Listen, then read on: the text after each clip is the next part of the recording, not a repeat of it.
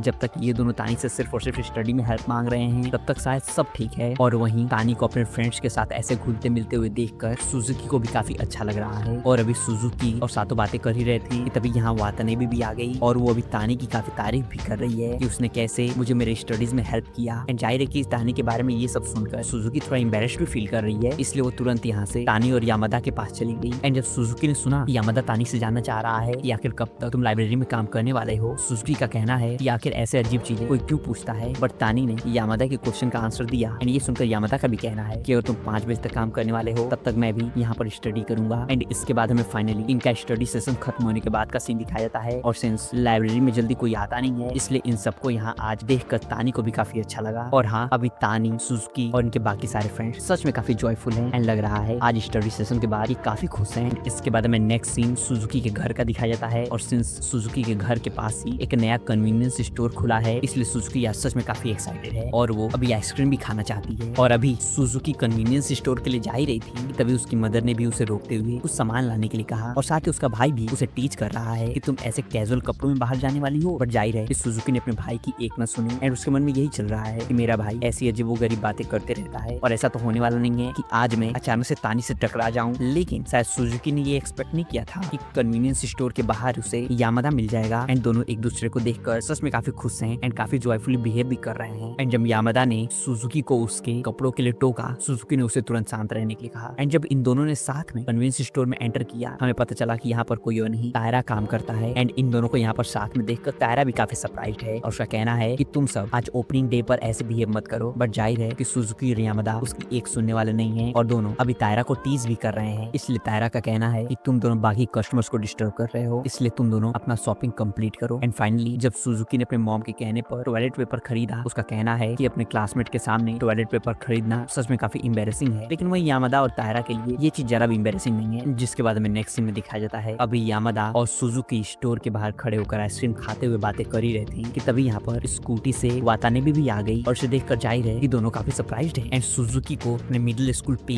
Clothes में देखकर Watanabe ने भी उसे सबसे पहले टोका। एंड जाहिर है कि सुजुकी को भी इस चीज से थोड़ा अजीब लग रहा है, क्योंकि वातानाबे का ये भी कहना है, मैं सोच रही हूँ कि अगर तानी ने तुम्हें इस यूनिफॉर्म में देखा तो आखिर उसे कैसा लगेगा। एंड जाहिर है कि सुजुकी ऐसा बिल्कुल नहीं चाहती कि तानी अभी उसे इस हालत में देखे, इसलिए उसका ये भी कहना है कि मुझे नहीं लगता कि ऐसा किसी भी कीमत पे होने वाला है। और वैसे भी इतने लेट में तानी स्नैक्स खाने के लिए कन्वीनियंस स्टोर में तो रुकने वाला नहीं है। जिसके बाद हमें अगले ही सीन में दिखाया जाता है तानी अपने बाइसिकल से इनके पीछे ही खड़ा है। एंड अचानक से तानी को देखकर जाहिर है कि इन तीनों के होश उड़ गए। एंड यहाँ पे सबसे ज्यादा सुजुकी का फेस ब्लैंक हो चुका है। एंड तानी को देखते ही तुरंत सुजुकी जाकर छुप गई। एंड वहीं यामादा तानी से जानना चाह रहा है कि आखिर तुम यहाँ पर क्या कर रहे हो। और जब तानी ने यामादा से पूछा कि सुजुकी आखिर यहाँ से अचानक चली क्यों गई, यामादा और वातानाबे का कहना है कि सुजुकी यहाँ पर तो थी ही नहीं और तुम्हें जो चीज चाहिए जाओ और स्टोर से ले लो। एंड जब तानी ने कन्वीनियंस स्टोर में एंटर किया और उसने सामने तायरा को देखा, उसका रिएक्शन काफी नॉर्मल था। इसलिए इस बार तायरा तानी के इस रिएक्शन से परेशान हो गया कि तानी आखिर कुछ कह क्यों नहीं रहा है। एंड फाइनली शॉपिंग कंप्लीट करने के बाद जब तानी यहाँ से चला गया, यामादा और वातानाबे के बताने पर सुजुकी भी अपना फेस हाइड करते हुए दौड़ते हुए अपने घर के लिए निकल गई। लेकिन सुजुकी का लक आज सच में काफी खराब है, उसे रास्ते में तानी बाइसिकल से मिल गया। एंड जाहिर है कि ये देखकर सुजुकी काफी एम्बैरेस्ड फील कर रही है, इतना कि वो अपना फेस कवर करने की पूरी कोशिश कर रही है और उसकी आंखें भी भर आई हैं। एंड उसका ये सारा बिहेवियर और फेस एक्सप्रेशन देखकर तानी ने उससे कहा कि तुमने जो भी कपड़े पहने हैं, मैं तुम्हें बता दूं कि मुझे इससे जरा भी फर्क नहीं पड़ता। और अभी ये दोनों बातें करते हुए साथ में वॉक कर रहे हैं। एंड तानी की बातें सुनकर सुजुकी का कहना है कि शायद तुम्हें इस चीज से जरा भी फर्क न पड़े, लेकिन मुझे इससे फर्क पड़ता है और मुझे लगता है कि मैं तुम्हें इस चीज से काफी गलत वाइब दे रही हूँ। एंड ये सुनकर तानी को समझ नहीं आ रहा है कि वाइब से आके सुजुकी का कहने का क्या मतलब है। इसलिए उसने सुजुकी से डायरेक्टली पूछा कि यामादा ने जब तुम्हें इन कपड़ों में देखा तो तुम्हें इस चीज से तो प्रॉब्लम नहीं हुई है ना। जिसका सुजुकी ने जवाब दिया कि मैं और यामादा मिडिल स्कूल से फ्रेंड हैं, तो उसके सामने एम्बैरेस्ड फील करने के लिए काफी देर हो चुकी है। एंड जब तानी ने ये सेम क्वेश्चन तायरा और वातानाबे से रिलेटेड होकर पूछा, तो अभी सुजुकी तानी के इस क्वेश्चन के बारे में सोच ही रही थी। तभी उसने नोटिस किया कि यहाँ कुछ तो गड़बड़ है, इसलिए उसने डायरेक्टली तानी से पूछा कि आखिर तुम किस चीज के बारे में सोच रहे हो। तानी का कहना है सिंस तुम मुझे देखते ही चली गई, इसलिए मैं सोच रहा था कि आखिर तुम यामादा और बाकी सबको कितने लंबे टाइम से जान रही हो। एंड जाहिर है कि तानी की ये बात सुनकर सुजुकी को थोड़ा गिल्टी भी फील हो रहा है। लेकिन हाँ,